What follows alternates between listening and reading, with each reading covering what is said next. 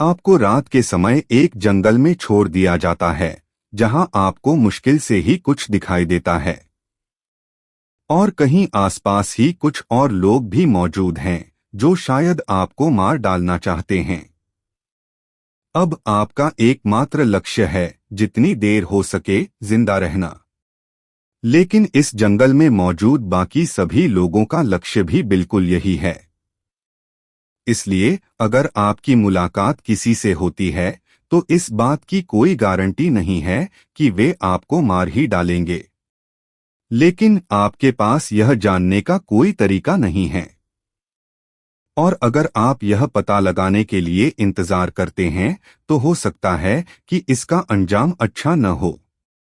इसका मतलब यह है कि इस जंगल में सबसे सुरक्षित कदम भरोसा करना या जिज्ञासा दिखाना नहीं है, बल्कि सबसे पहले और तुरंत हमला कर देना है।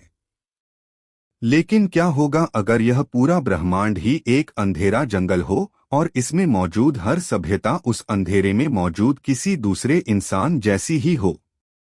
अगर कोई एक सभ्यता किसी दूसरी सभ्यता को खोज लेती है तो वह उसके इरादों को नहीं जान सकती, जिसका मतलब है कि सबसे सुरक्षित कदम या तो तुरंत हमला कर देना है या फिर चुपचाप और छिपा हुआ रहना है। और शायद यही वह वजह है कि हमें अब तक किसी भी बाह्यग्रहीय जीवन एक्स्ट्राटेरेस्ट्रियल लाइफ के कोई संकेत नहीं मिले हैं।